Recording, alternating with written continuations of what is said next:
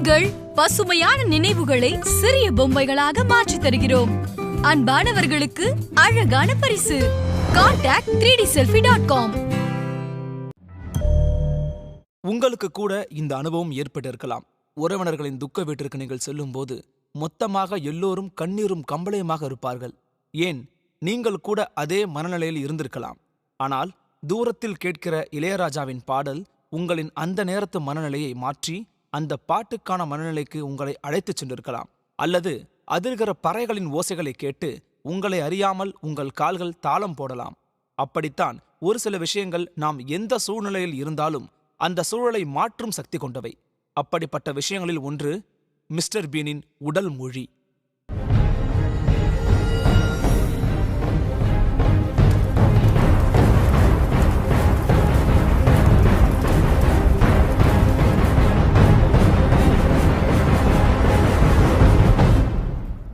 இவரை பார்த்தாலே உங்களுக்கு சிரிப்பு வரும்.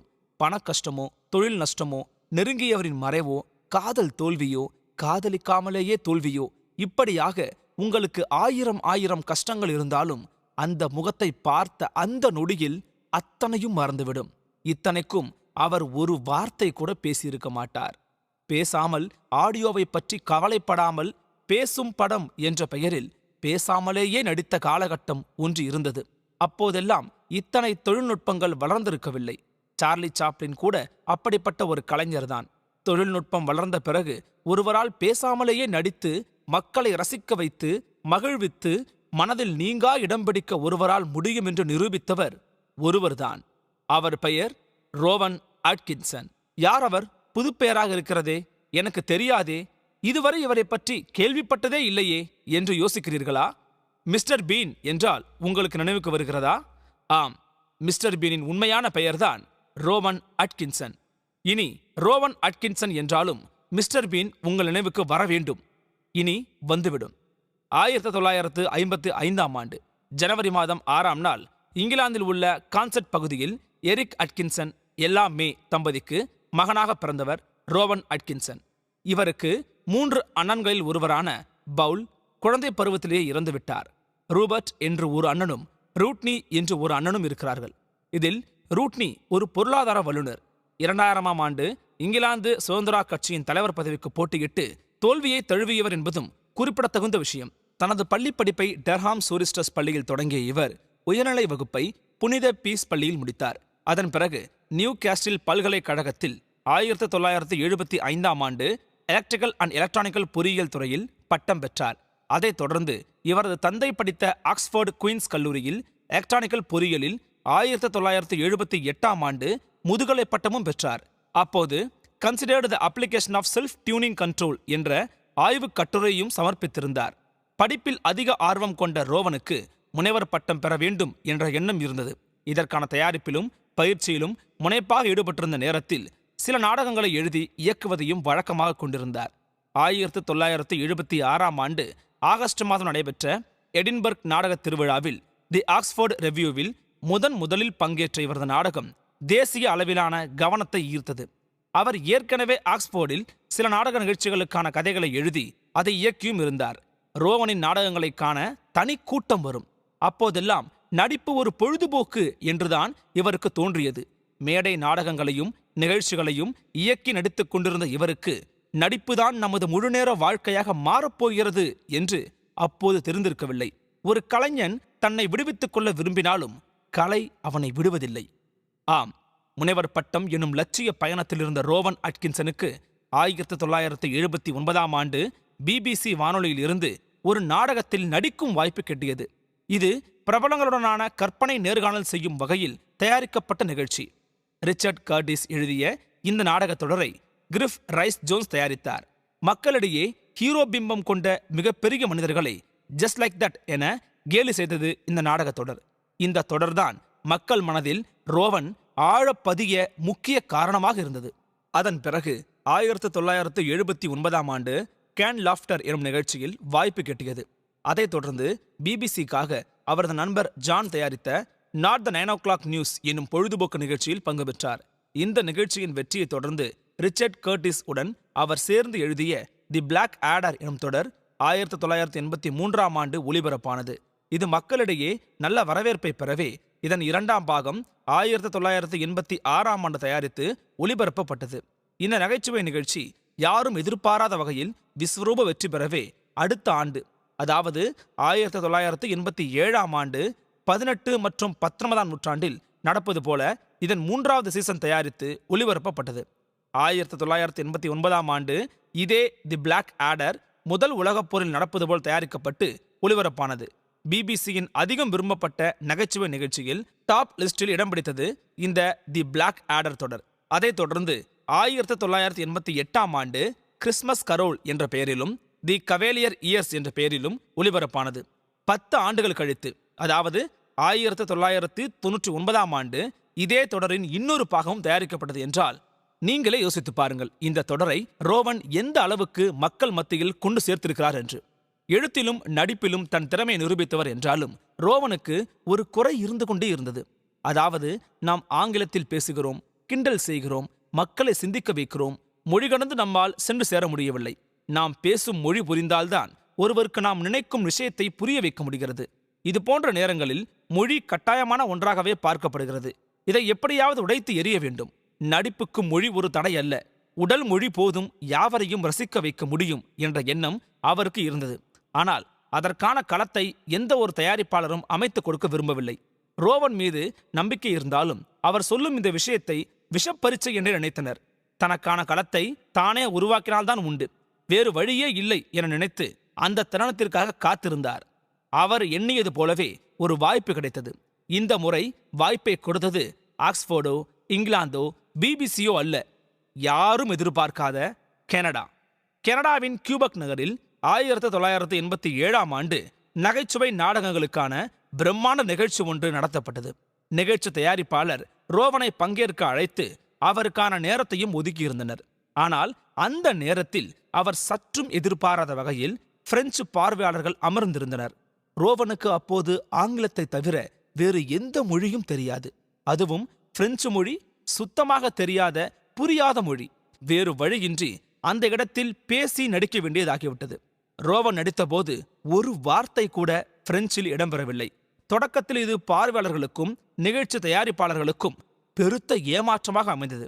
இந்த நேரத்தை தனதாக்கிக் கொள்ள விரும்பிய ரோவன் மொழி கடந்து உடல் மொழியாலேயே ஒரு விஷயத்தை எப்படி மக்களுக்கு தன் மொழி தெரியாத பார்வையாளருக்கு புரிய வைக்க வேண்டும் என்பதை கண்டுபிடித்து விட வேண்டும் என்று முடிவு செய்தார்.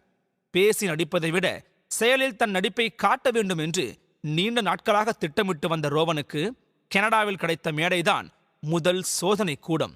அப்போது இந்த நிகழ்ச்சிக்கான பெயர் எதுவும் தீர்மானிக்கப்படவில்லை.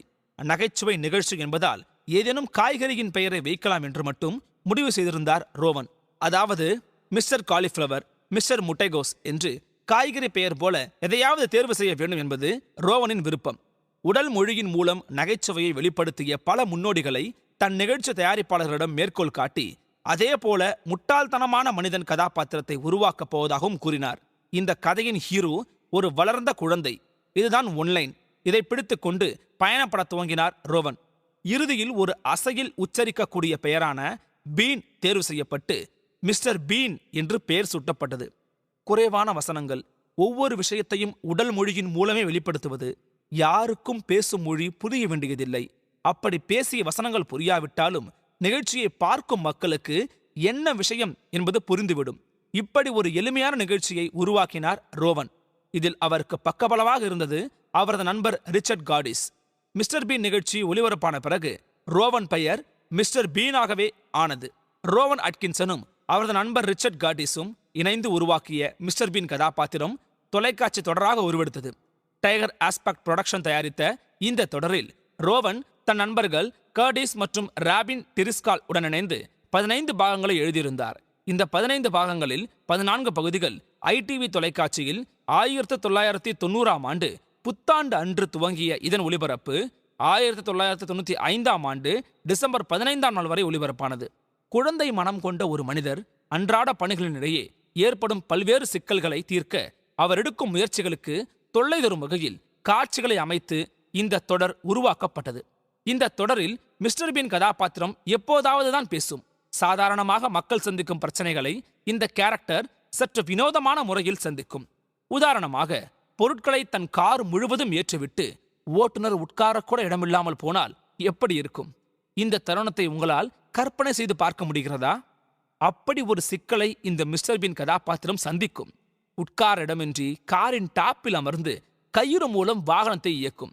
இப்படியாக ஒரு சிக்கலை எப்படி எதிர்கொண்டு அந்த குழந்தை மனம் கொண்ட மனிதர் கடக்கிறார் என்பதை நகைச்சுவையாகவும் சிந்திக்க வைக்கும் வகையிலும் உருவாக்கப்பட்டிருக்கும் இந்த தொடர். மிஸ்டர் பீனின் இந்த ஃபார்முலா தான் சக்சஸுக்கான ரகசியம். 1992ஆம் ஆண்டு ஒளிபரப்பான the trouble with mister Bean என்ற மிஸ்டர் பீன் தொடரின் ஒரு பாகம் உலகின் அதிகம் பேரால் பார்க்கப்பட்டது. மிஸ்டர் பீன் கதாபாத்திரத்தின் இந்த தாக்கம் உலகம் முழுவதும் 200 நாடுகளில் ஒளிபரப்பானது. உலகின் அனைத்து நாடுகளிலும் ஒளிபரப்பான ஒரே தொடர் இதுவாக கூட இருக்கலாம் என்றால் பார்த்துக் கொள்ளுங்கள். அதுவரை தொலைக்காட்சி தொடரில் மட்டுமே நடித்து வந்த ரோவனை வைத்து பீன் என்ற திரைப்படத்தை இயக்கினார் மெல் ஸ்மித். டிவி நடிகர் என்பதை தாண்டி சர்வதேச அரங்கில் திரையிலும் தன்னால் இடம் பிடிக்க முடியும் என்பதை நிரூபித்து காட்டினார் பீன். இவரது முதல் எபிசோட் கோல்டன் ரோஸ் விருதை வென்றது.